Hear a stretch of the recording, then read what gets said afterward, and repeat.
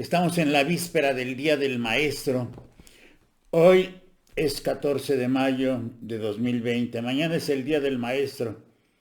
Y me dirijo a todos los maestros de México a través de mis redes sociales para comentar rápidamente algunos aspectos que todo maestro o todo aquel que se precie de ser maestro debe de preservar. Y esto viene a colación porque todavía en servicio habemos maestros de los que nos llaman de la vieja guardia. Y yo no sé cuál es la vieja guardia, si es por los años, pero nuestro pensamiento está más lúcido que nunca. Y nuestro pensamiento y nuestra mente actúan para hablar, para conocer, para saber, para crear, para innovar, para mostrar nuestro genio y nuestra brillantez que como maestros tenemos que mostrar. Porque independientemente al origen del Día del Maestro, así haya sido en honor a una ley juarista de 1867, inclusive coincidiendo con el día de la toma de Querétaro, en que se captura a Maximiliano de Habsburgo, o sea aquella historia de San Luis Potosí, del maestro Isidro, un maestro querido al que el día de mañana lo señalaban como el Día del Maestro. O sea, también por motivos religiosos, porque San Isidro Labrador es el santo que vigila, que guía a los maestros, o por las decisiones de Pío X, ¿sí? Entonces, el Día del Maestro está ahí.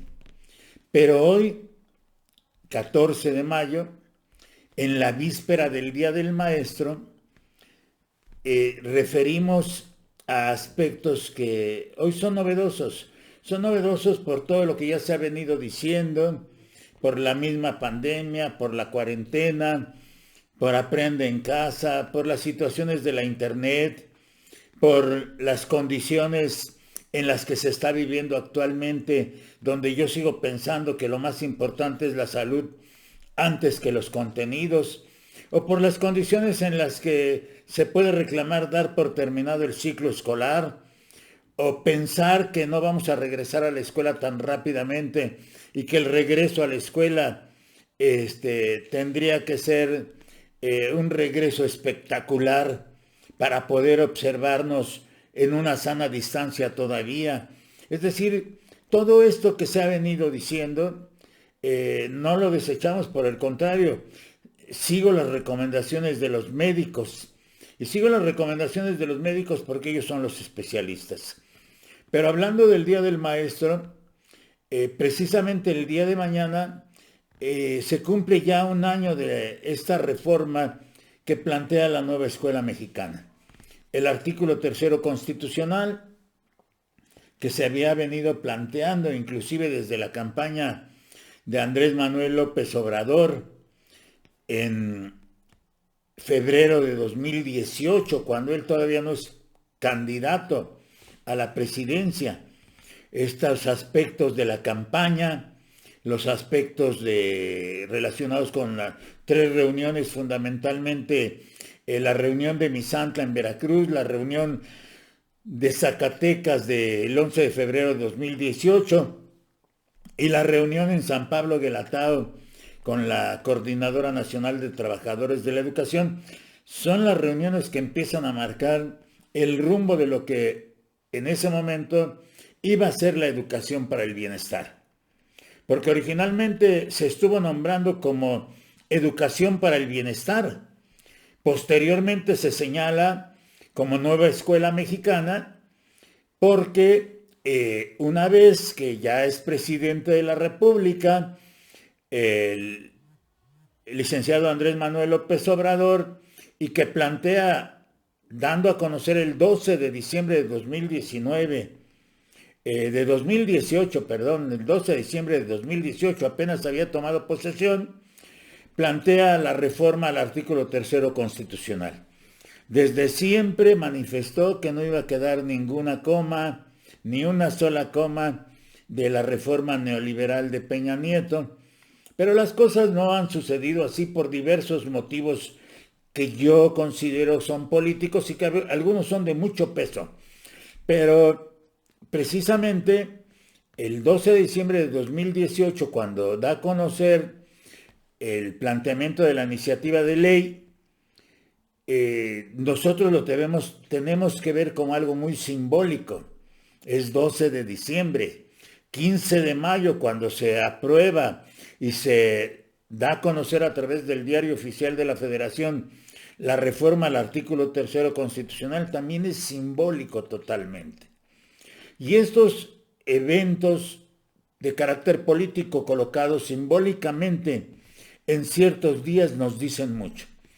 Y nos dicen mucho porque la reforma al artículo 3 constitucional es todo un trabajo que no se había visto en muchísimos años, es más, nunca. Porque cuando la 64ª legislatura en el Congreso de la Unión empieza a practicar el Parlamento abierto, entonces nos damos cuenta de cómo muchos actores educativos tuvimos la oportunidad de participar adentro de las cámaras, dando nuestros puntos de vista. Porque sin ánimo de egos y sin ánimo de jactancia, pero me tocó participar y está documentado en los videos dentro de mi canal de Nueva Escuela Mexicana, mis participaciones dentro de la Cámara de Diputados.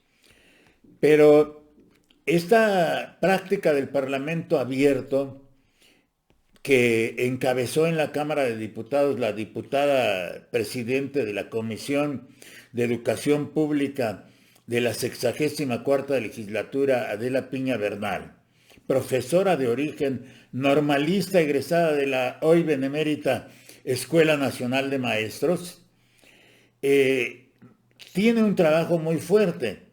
No es nada más de que viene la iniciativa de ley y se empieza a aprobar. Hay mucha participación, aunque también hubo inconformidad, por supuesto. Una de las más sonadas es la de los ATPs, la de los apoyos técnico-pedagógicos.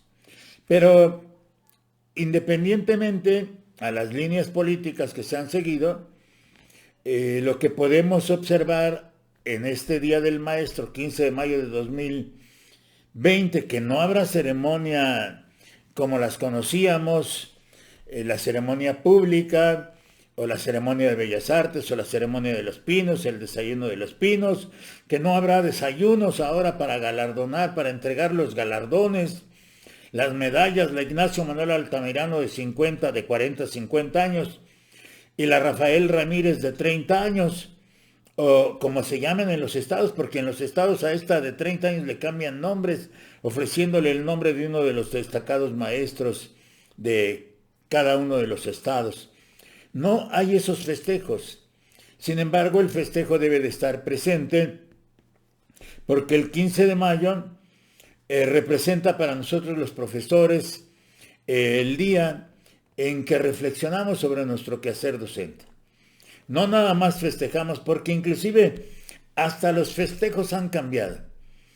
Y los festejos cambiaron porque yo siempre fui de la idea de que un festejo del Día del Maestro no debía realizarse dentro de la institución educativa, que había muchos espacios por fuera de la escuela para poder lograr un festejo a favor de nosotros los maestros. Porque esta parte social también era importante. Porque si algo pudimos ver en los gobiernos neoliberales, es cómo nos empezaron a alejar de los otros actores educativos. El primer alejamiento que nos colocan es el que refiere a padres de familia. Es el movimiento de 1989, aquel movimiento de escuela por escuela y zona por zona, encabezado por la Coordinadora Nacional de Trabajadores de la Educación, el que nos empieza a alejar porque la respuesta de la Secretaría de Educación Pública a las demandas de ese movimiento son los 500,000 pesos de aumento, los 500,000 pesos al salario. Es decir, se percibía entonces a partir del 15 de mayo de 1989, 500,000 pesos en el salario. De ahí se desprende aquel discurso en el que la Secretaría de Educación Pública marca que se ha acordado con los maestros el aumento, pero que ahora toca a la sociedad casi vigilarnos. Y desde ahí, cuando la Subsecretaría de Servicios Educativos dio a conocer el buzón escolar, marcó otro alejamiento con nosotros. Padres de familia distantes de profesores.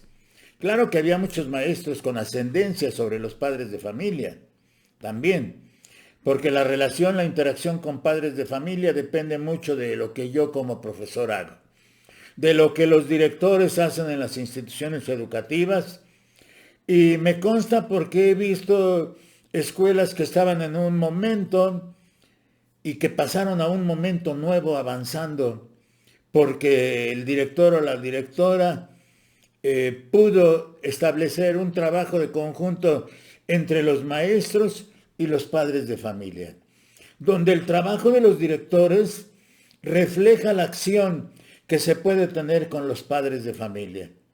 Muchas veces, y yo diría que todas las veces, la cabeza cuenta mucho. Y la cabeza cuenta mucho porque así como los directores son quienes abren la escuela, reciben niños, atienden padres de familia, atienden necesidades de los directores, están en contacto con los supervisores, inclusive a veces atendiendo las demandas exageradas de ellos y con la autoridad operativa correspondiente.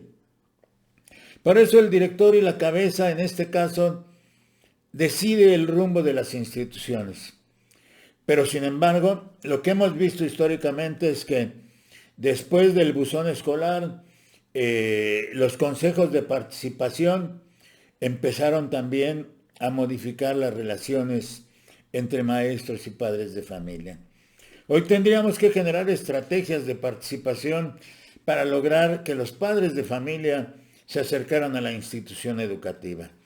Lo vemos ahora con Aprende en Casa, con todo lo que ya se ha documentado, con todo lo que se ha dicho ya, que se puede observar de una o de otra manera, pero necesitamos restablecer las relaciones con los maestros.